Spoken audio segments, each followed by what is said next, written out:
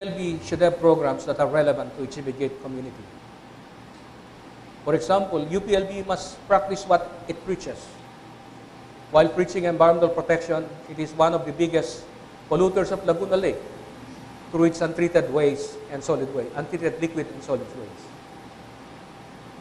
The UPLB has an obligation to set an example for the enhancement of its environmental resources.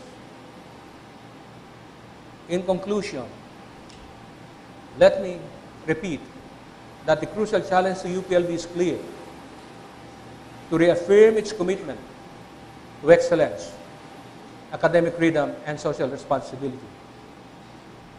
It must reclaim its role as catalyst and mover for national transformation, making a difference in the socio-economic, socio-cultural, economic, and political fabric of our country. This demands courage and conviction, and to do what has to be done. To go back to the basics of values, of good governance, of honesty, and integrity in service. The challenge calls for bold, decisive, action-oriented leadership and mobilized manpower and other resources around a strategic vision. It dares us to inspire the young men and women whom our university and country need today. Men and women who will not be bought or sold, who in their inmost souls are true and honest, who do not fear to call sin by its right name, whose conscience is true to duty, and who will stand for the right even when the world is against them. In this connection, I am inspired by Abraham Lincoln's word. He once said that deep in his heart, he knew when he was wrong. A chorus of angels swearing that he was right will not make him change his mind. Thank you, and once again, good afternoon.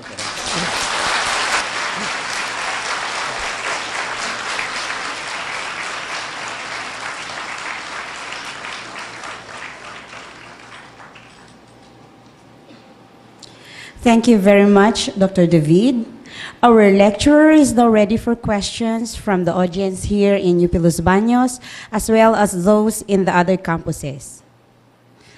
Since we have very limited time, please keep your questions brief and direct to the point.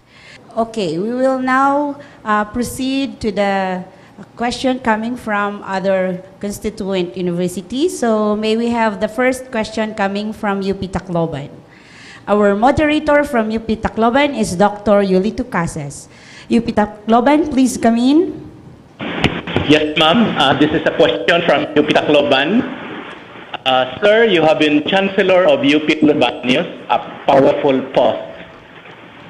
May we know some concrete, specific, bold, and decisive steps you've taken to avert the alleged deterioration of the quality, quantity, and variety of programs and services? What did you do to improve the governance of the university? I mentioned in my presentation that we improve student benefits, faculty benefits. We also put in place a manpower planning system. We try to arrest the continuing imbalance in the administrative faculty ratio. We also increase our annual income by about 25%. We increase our investment from around 450 million in 1999 to 1.2 billion in 2004. We try to enforce strictly a code of ethics, even to extent of going against friends who cross the gray lines to what we call what is right and what is not.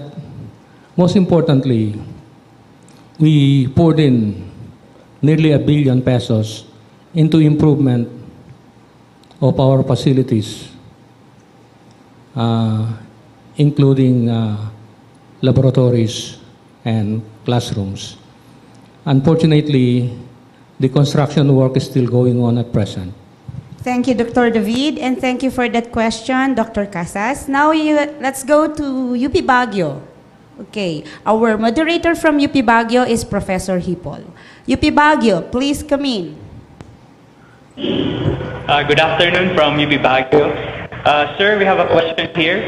Are there or is there a unique approach or approaches that you think UPLB is doing more effectively or better to address these matters that you have just discussed, which other campuses, especially those small ones, can follow?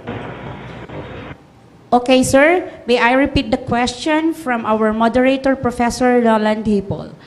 Are there unique approaches that you think UPLB is doing more effectively to address these concerns that the system or smaller campuses like UP Baguio can follow? To address what? I'm not too clear on what issues he wants to be addressed. So let's go back to Professor Hipol. UP Baguio, are you there? Yes, ma'am. Yes, ma'am. You have mentioned, sir, a lot of issues that is currently the problem also of UPLB. And I believe you have already started some efforts to solve these problems, or at least to mitigate the effects of these. And we would like to ask what these possible unique efforts that you might have started already, which you may have found to be effective, which we can or may follow. Well, you have to be very careful with expansion in programs and activities. And I think put in place a regular program review, management review and program monitoring and evaluation to see to it that your activities are in line with your vision. This is what we have done, start doing at UPLB. We have been clustering the units. We have been taking a harder look at our curricular offerings. We also refrain from the practice of creating units, institute, through legislation or presidential decrees. It would be very difficult to untangle or cluster units, untangle this arrangement or cluster units that were created by legislative action.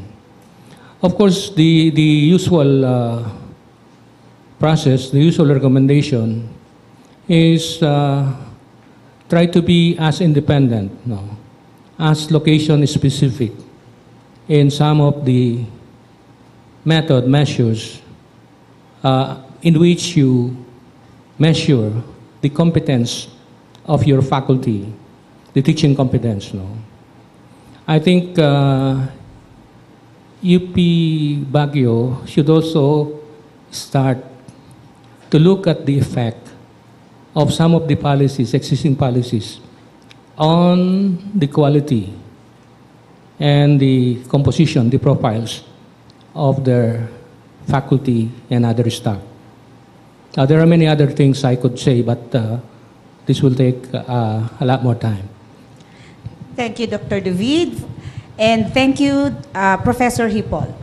Let's have another question, and this time it's coming from UP Diliman.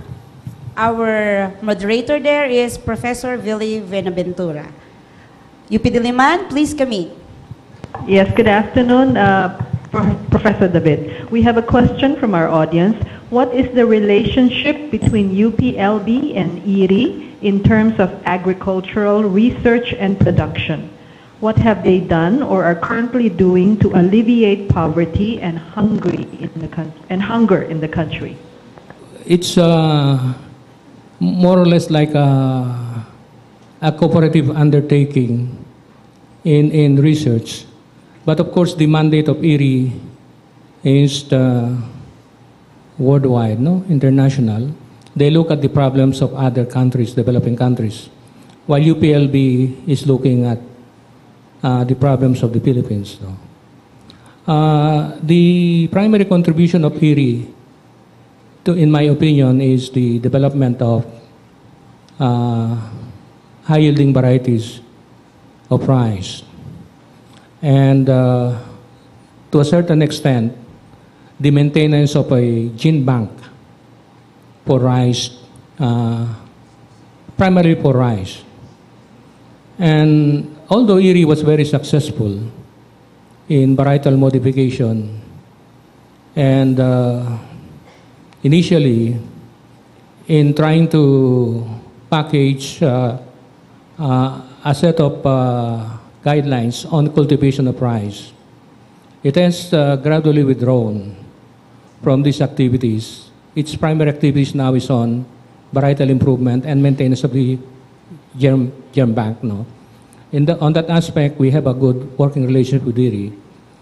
But we also try to maintain a good working relationship with PhilRice. Much of the local research on rice has been, I think, is now being conducted by PhilRice. IRI is no longer conducting as much as in the past. The relationship between IRI and UPLB, I think, is very healthy. We share knowledge, information, we share facilities, and there is not much conflict between UPLB and IRI. The only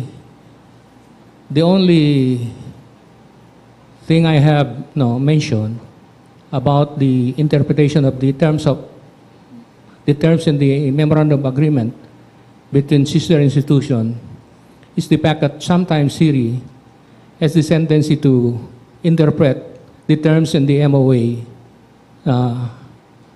literally, to its advantage. For example, they signed a lot of agreement for the use of their facilities with other research institutions worldwide without asking permission from UPLB. But other than this, I think there is a healthy relationship between UPLB and IRI. Thank you, Dr. David. We have now a question coming from UP Manila. And our moderator from UP Manila is Dr. Erlyn Sana. UP Manila, please come in. Good afternoon, UP. We have a question from Vice Chancellor Josefina Tayag. Dr. David, what are your suggestions to improve or replace the up or out policy of faculty? Usage oftentimes is inimical to UPLB because good or experienced faculty members are voted out and new junior faculty members are taken in. Okay, I would like to repeat the question from Dr. Sana. What are your suggestions to improve, replace the tenure or up or out policy? You said this oftentimes to UPLB because good and experienced faculty are booted out and new junior faculties are taken in. If I have my way, I think I'm going to just simply, abolish that policy. In other words, we should define